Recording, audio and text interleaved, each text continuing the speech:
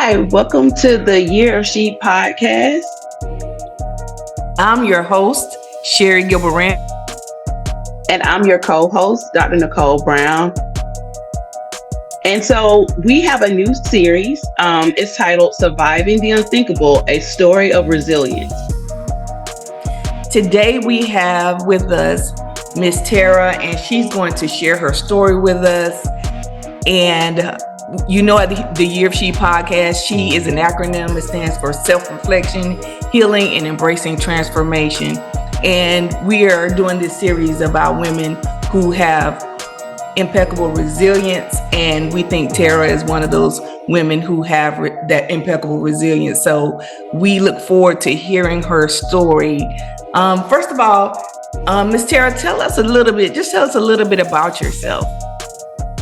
Okay, my name is Tara. I'm a mother of three. Um, my last job, I was a school counselor. I love helping youth. Very heavily involved in my church, and so love being a part of this podcast because it helps a lot of women, which I'm very passionate about. So that's basically about me. Just love, happy-go-lucky person. Just love helping people. So, Tara, tell us what led you to become a school counselor. Well, I noticed after I left high school and once I started college, I wasn't really prepared like I should have been. I was a first generation college student, so my parents didn't really know too much about college or even how just to navigate me going to college. So I had to do a lot of that on my own. And I did notice some students in my school, their parents were already privy to that information. They knew how to do that. And so I just, said, like, why should kids not have a chance because their parents just don't know how to navigate the college process? So that led me to become a counselor. I majored in criminal justice, so I wanted to help students in the juvenile justice area. But I was like, why wait till they get to that point? Let me see if I can help them on the front end so they won't have to go that route. So that led me to becoming a school counselor. Okay. Tell us a little bit about your survival story, just as much as you would like to share. Okay. In 2014, I was shot 3 times by my partner. We were at home, and I don't exactly just know what happened, but he came home. We had just had our last baby. She was actually 2 months old on that day. We had a 1 year old and a 5 year old at the time. And I don't know, he came home from work. My mother was there also, helping me with the baby. And he just came home and asked my mom if she could watch the kids. And it asked me if I can come into the room and just talk with him. And had my son, my middle child, 1 year old in my arm. And it's just something just kept telling me to put him down. And I did put him down and I picked him up again. I was like, well, no, he'll be all over the place because my mom was holding the 2-month-old at the time. And their voice just kept telling me, put him down. Do not take him in the room. And I finally listened and just put my son down. Was going into the room where he was. And as I turned the doorknob to open the door, I saw him sitting in a chair with a gun and he just started shooting. And I ran backwards, and as I ran, I fell. And I realized at that time that I was shot. So as I was on the ground, my daughter, the 5 year old, she came over to me and kneeled down. And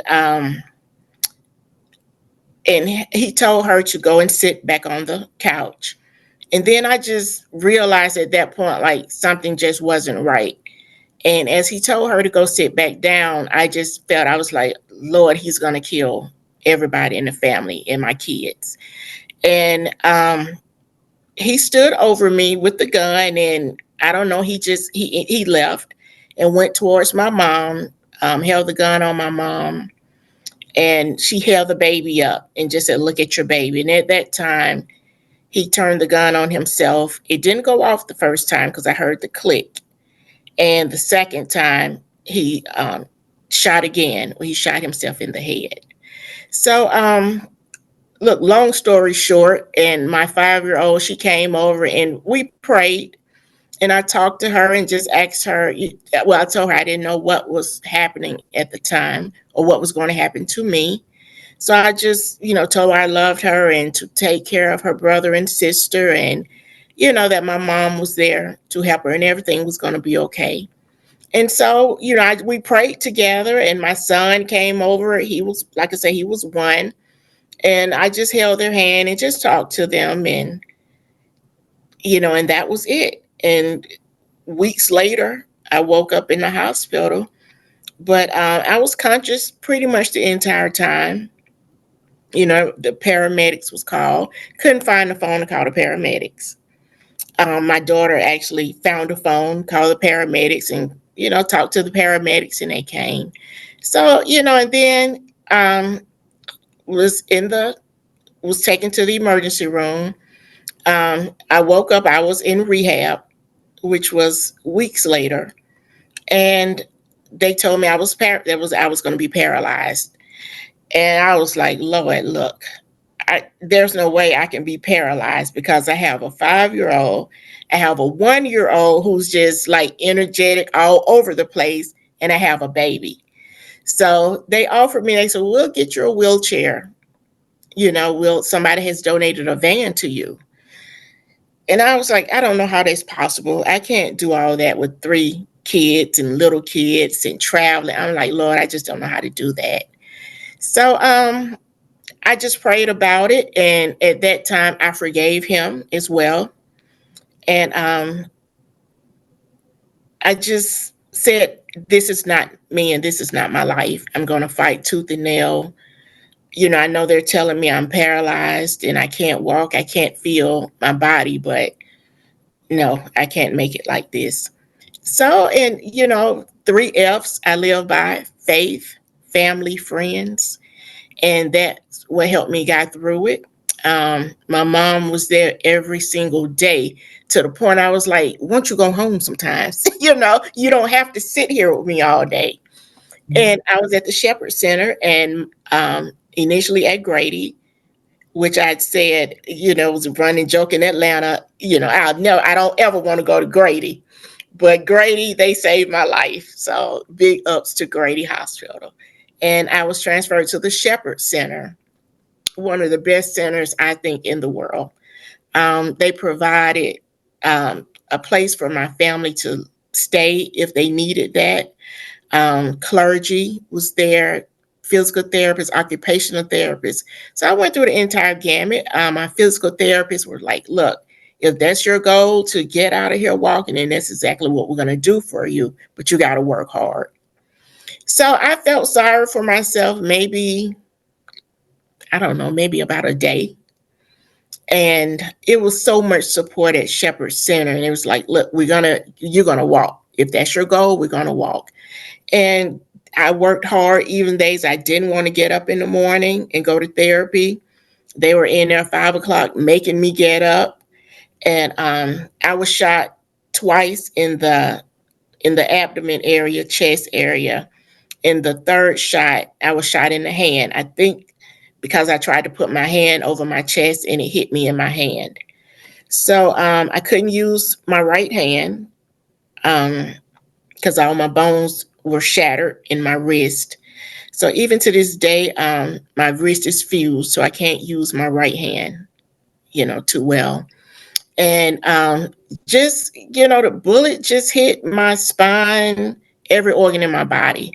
So they said they were even surprised that I was alive, because usually gunshots of this magnitude, the victim does not make it. So, how everybody say they see that little white light? I saw that. I actually saw that. And, I guess it just wasn't my time. I had a bigger assignment here on earth. Like I said, my kids, I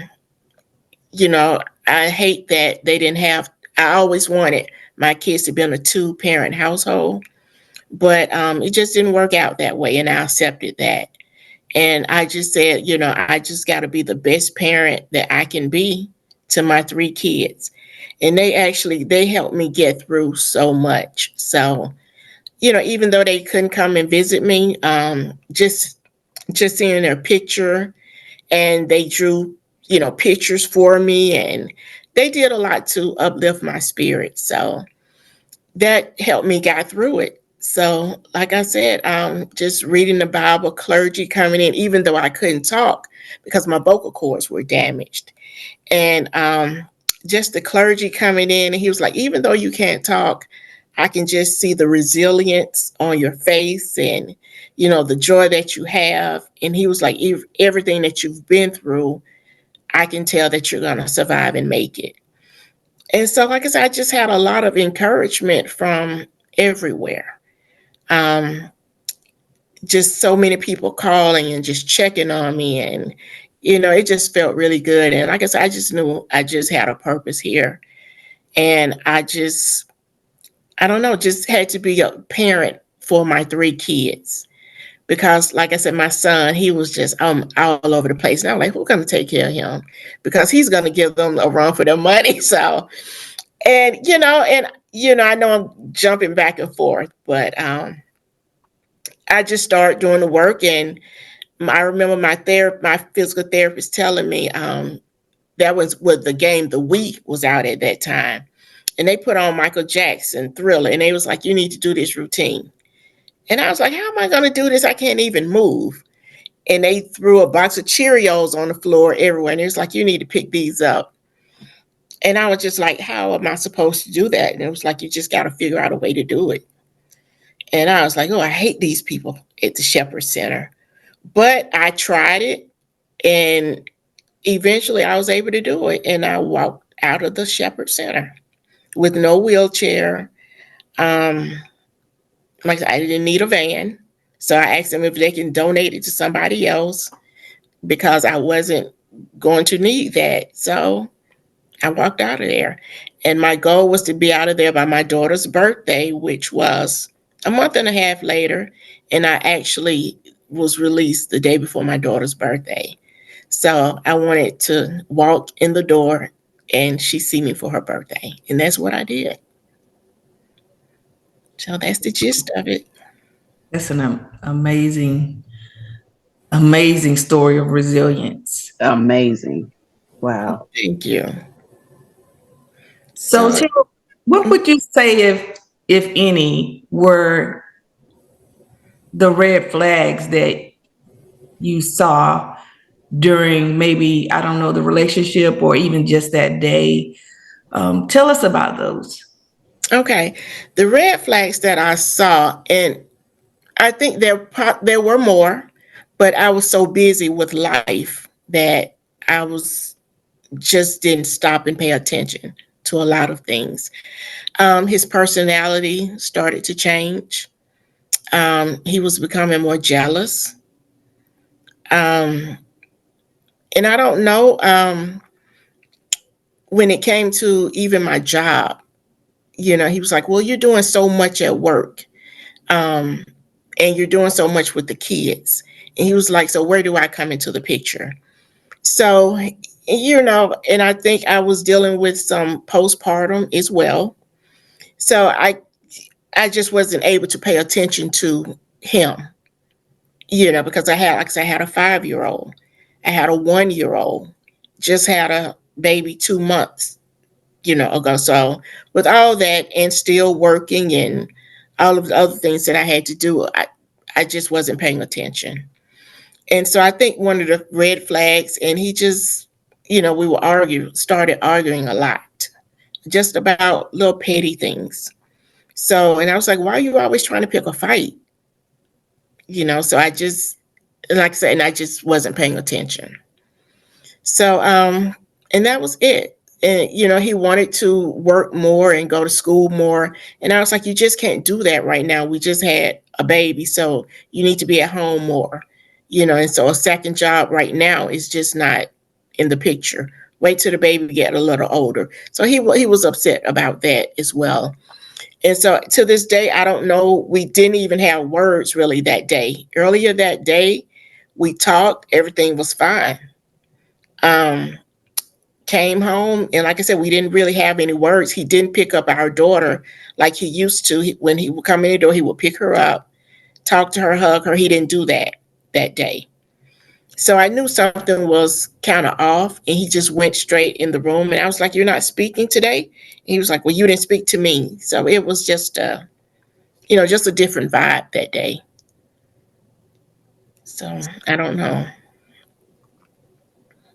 What would you say was instrumental in your healing journey? I know you talked about your physical journey, but your mental healing journey. What was instrumental in helping you through, these tough times? Okay. And the tough times still exist. It's, a day to day, but I have to be mindful and tell myself, and going back to my kids, I'm their only parent. I have to be strong for my kids. I have to be healthy for my kids mentally and physically. So, like I said earlier, I always say my three F's: faith, family, friends. Um, Initially I was prescribed antidepressants. Um, didn't like the way they made me feel, so I stopped taking them. And I was like, I'm just, I don't want to be on this medication because I'm drained. They made me even worse, having, bad or, I don't want to say crazy thoughts, but just, thoughts just running through my head about everything. And so I just said, I'm not going to take this medication. I'm just going to wing it the best I can. And like I said, that's what I did. Like I said, just staying in the word, focusing on, what my assignment is, what God has for me, and just saying, I overcome a lot of the physical, and I'm going to overcome a lot of this mental as well. So, and like I said, just people keep me encouraged, even people like you, who just tell me, I'm proud of you, or, you're strong, you're the strongest person I know. So like I said, I have a great support system. Now, you said something that a lot of people may not even understand. You said that I forgave him. Yeah. And I always talk about forgiveness being for yourself, Mm-hmm. not for the person that you're forgiving. Tell us about, not just why you forgave him, but what did that look like? What did the process look like of forgiveness? Um, like I said, immediately when I realized what happened over the next couple of weeks, because I was in and out, I was sedated pretty much, a lot of the time. So when I finally just woke up and realized, I'm in the hospital, what happened, where are my kids?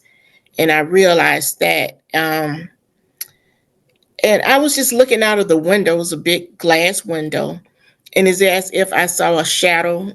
I don't know if it was his face, but I just saw a shadow in the window. And I don't know, I just said, it's okay, I forgive you. I don't know why I did that, but I just did it. And even to this day, and I realized, I guess he was dealing with some depression. I did see some paperwork later where he did go to a doctor, but I wasn't aware of it. Um, so I forgave him. I'm like, I can't hold on to this.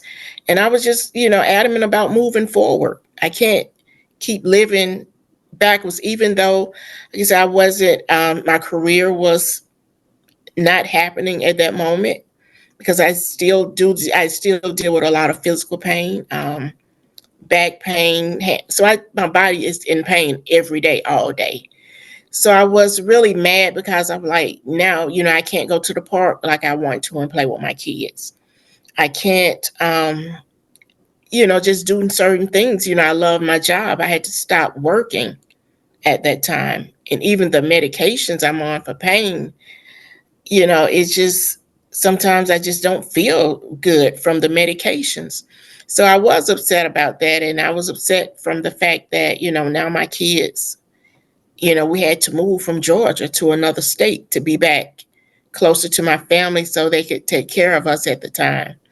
So I was resentful for a while, but I was like, I just can't hate him because, when I look at my kids every day, they're a result of that relationship. And I, love my kids and I'm so glad they're here. And I realized, he was half in making those kids. So, I won't, and people ask me if you could go back and do anything different, would you? And I was like, no, because whatever, was designed for me, that was designed for me. I'm, to me, it's a testament to just say how great God is, that I did overcome this. So I'm not mad. I was, like I said, I was resentful for a while, but, the best thing to do was to forgive him because I had to heal myself. I had to be a good version for my kids. And so that's, why I forgave him. And that's how I forgave him. During Um, the, no. go ahead, Doctor Nicole, go ahead. Now, I was going to ask, like, how did you manage to get your life like back on track, like balanced, and like find your self worth after this traumatic situation happened? I just, I'm a very positive person. I think, like I said, I just think positively. I just know that there's a lot I need to do. I want to, like, make sure my kids are good. God gave, he gave them to me for that reason, so I can take care of them, so I can raise them with morals and values. And so I know I have an assignment to do. So, like I said, I just try to stay positive and, I have a good support system around me. Yes. Okay. So, that's my assignment. I just want to fulfill my assignment to the best of my ability. So, like I said, and I like to have fun. I'm a friendly person. I like to have fun, and I'm just not gonna let this incident define me or my life because I'm still the same Tara that I always was. I don't do much now. I'm an old lady, so, but I just like to have fun, and I see where I can go. There's no limit. So, in that, I'm still on that journey. And I wanted to, and I'm so grateful for this podcast because I do want to tell women out there that, just because you have something, an incident happen, like your life or your story is not over. Still pages left in your book to be written. So just do it. Like Nike, just do it.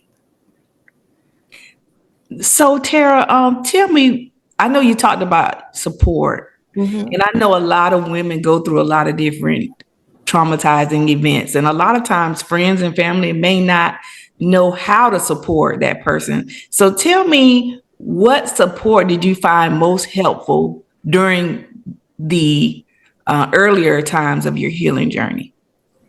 Okay. Like I said, my parents were there every single day. To the point where I was like, just go home. I'm okay. I'm good.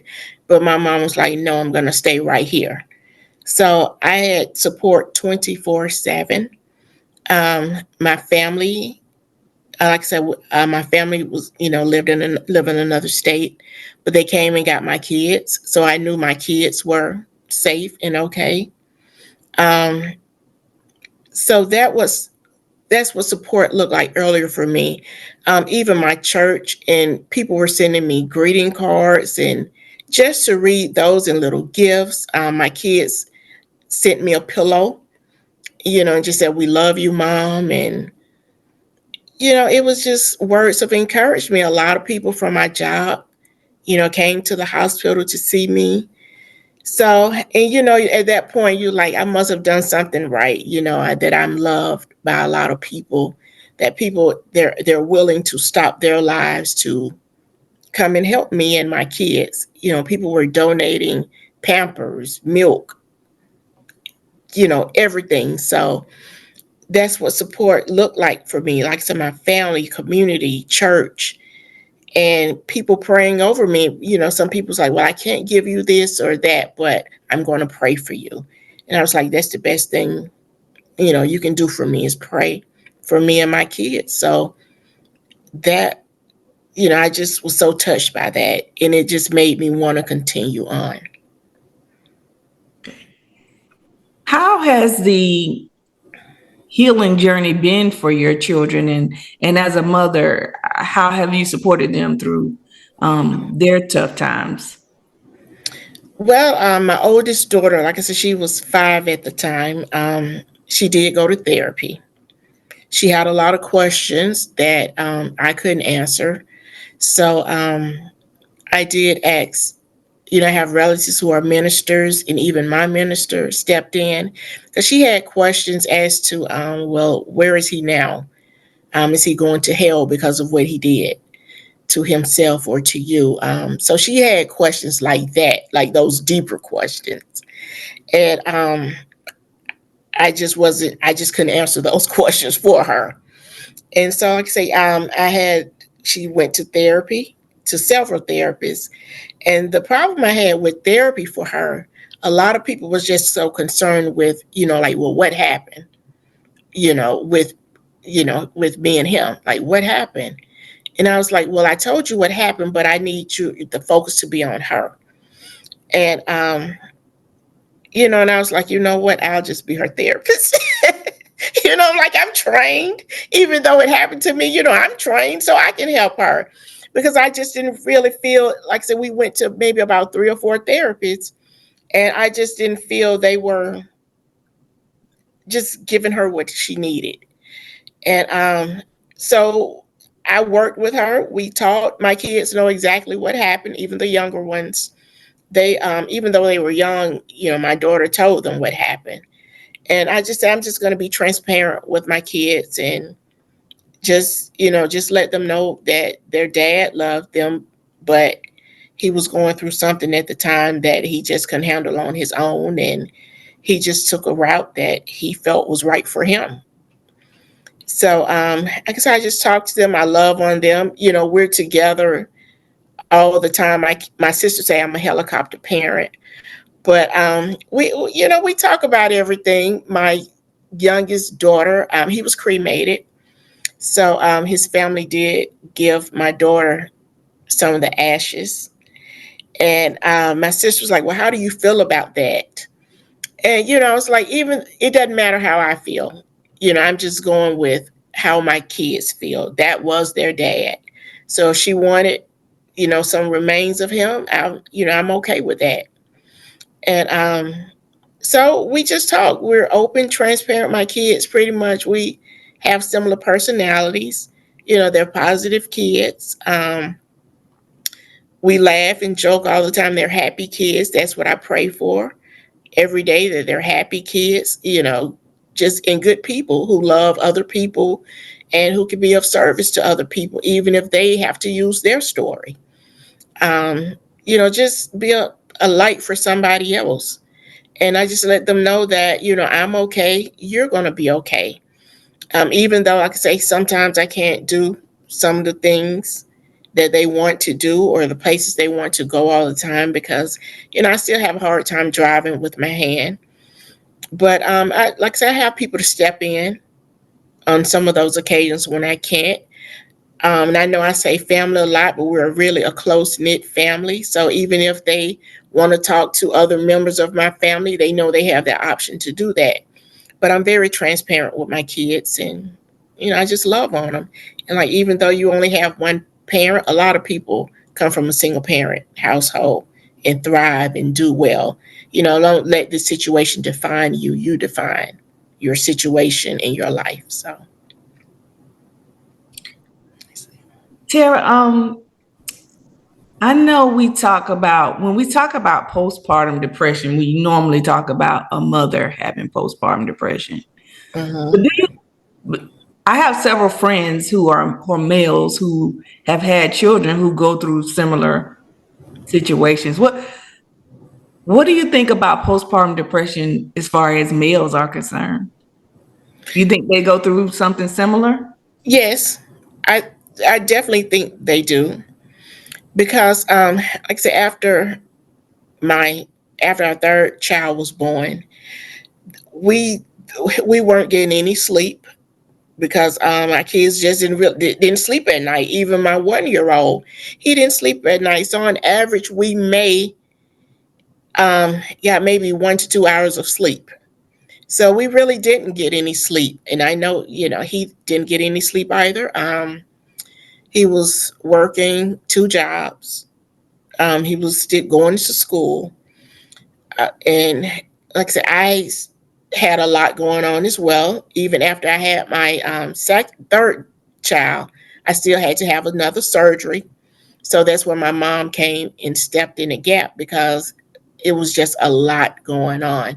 So I can definitely say that I think he possibly did have postpartum as well because it was a lot. We were up nonstop. So, and I definitely think that's a thing.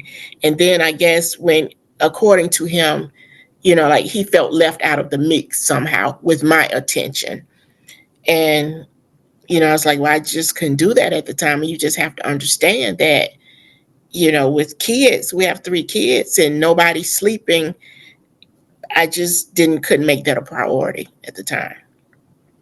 I think this is a women's platform, but I think a lot of times we don't normalize men having mental health issues as well, especially during times where kids are being born or there's some life changes and they're having to adjust as well to the relationship that they have with us, especially being mothers.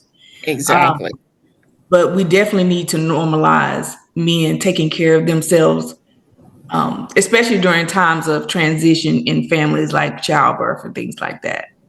Exactly. And, according to the stress screening process, we had just moved into a new house during that time, new jobs, starting school, and like you said, growing family, and so, yeah, it is stressful for men as well.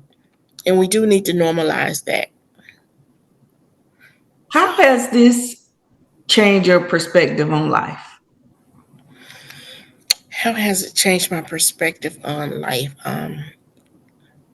I'm more cautious now. Um, I haven't had a relationship since that time. And it's not that I don't want to, but I wanted to make sure I'm my best self before I can be with somebody else. I need to be the best version of myself. Um, and so, like I said, I'm more cautious. I have met people, but that's just the extent of it. My focus right now is to just make sure my kids are okay. I try to get them, where they need to be in their life. So I'm focusing on their extracurricular, focusing on my kids in school, making sure that they can be great all around. So that's really have been my focus now. I'm just really starting to get out a little more with friends and to do things. So but my perspective on life has not changed. I love life. I love living in the space that I'm in. So just still being fun loving, positive. Tara is that it's this incident is not going to define me, and just thinking negative. But I do realize that mental health is it's a real thing, whether it's male or female. And and I just want to encourage people, it's a stigma around mental health and mental health help, going to see therapists in our community.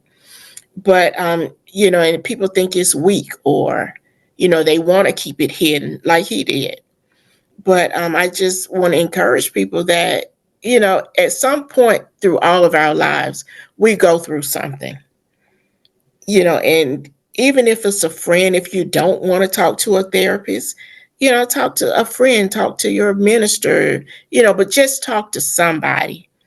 So and that's what I take from that. And even if you need medication, take medication. Like I said, I was given medication. I didn't like the way it made me feel. And I just made it, consciously said, I'm not going to let this define me. I'm going to do this without medication. And that's the route I chose. And so far, so good. But, my perspective is I love life. And, that's what it boils down to.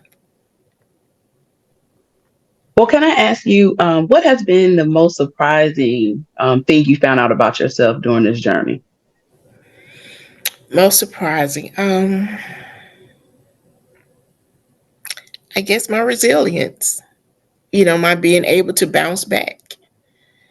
Um, and, even when I see people sometimes, and a couple of people have told me, it was like, we see a light over you. We've seen your light, we see a light over you.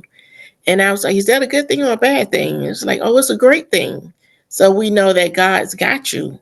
And two people have told me that on two separate occasions, total strangers. So it's been my resilience and just being able to, I've always been a helper to other people. So, just sharing my story and hopefully it can help somebody else. Like I said, men are victims as well. But, just to tell people like you can make it. Just believe, have faith, and hopefully you can have a, strong support system. But even if you do not, there's somebody out there who can care for you and who can help you. So, just keep living and, just say, I can do it and you can. Dr. Brown, do you have any more questions? No, that was all, but I would like to say that I see that light in you as well. Wow. Just a Thank beautiful you. spirit. You just have a beautiful spirit. And I am You too. so grateful and thankful that you shared your story. Oh, thank you. Actually, thank you for allowing me to share it. Hmm. I always say that women, and the reason why I love the word women is because, especially when we have children, we wear so many hats that we don't even think about ourselves. The only thing we think about is the children that we have to live for, that Hmm. we must be a light for them so they can be a light in the world. And Exactly. I thank you for sharing your story with us, Tara. And Tara and I used to work together, I always used to say a little saying to her. When Rihanna came out, I used to sing "Shine Bright Like a Diamond" to her, and we used to say that to each other every day. And I never realized that one day I was going to be thinking about just how bright your Wow. light your light shines, Tara. And so I just want you to know I love you. I Um, love you. I pray the Thank best you. for you in your future. You are a beautiful person inside and out. And I'm so thankful that I can talk to you today, and that you survived. Because if anybody could do it, I know it would be you. So I love you. I love you. Thank you for giving me this platform to share my story. And if I can be of any help, I know your platform is women, but if anybody need me, whatever I can do, if I can, just know that I'm available. I'm willing. Um, even if it's a virtual hug, whatever, or whoever I need to share my story with, I will, because just continue to let women know that you can make it out here, and don't let your past or whatever incident define you. So if you need me for anything, all you have to do is let me know. I will do anything for you. You know that. I love you. Like I said, thank you all. And, you and Dr. Brown for the platform. I'm honored. I'm grateful. And I just appreciate you all for all that you are doing, for women and for just people in general. I love you all. I thank you. And if it's anything I can do, any work in the future, anything, I'm here. Just call on me. I'm just sitting here doing nothing. So I'm available to do We whatever. definitely have to include you in our when we do our in-person conference. We definitely want you. Absolutely. Sounds good. I'm Absolutely. there. I'm Yes. there. Just let me Yes. know. I'm there. And So is there touching. any information you'd like to share with people how to get in contact with you, whether your email address or something like that? Okay, yes. My email address is TerraLJordan@yahoo.com. That's TerraLJordan@yahoo.com. So please get in contact with me. I'm here. I'm available to help in whatever in whatever space that you need me. Thank you so much for Thank joining. you so much. Thank you.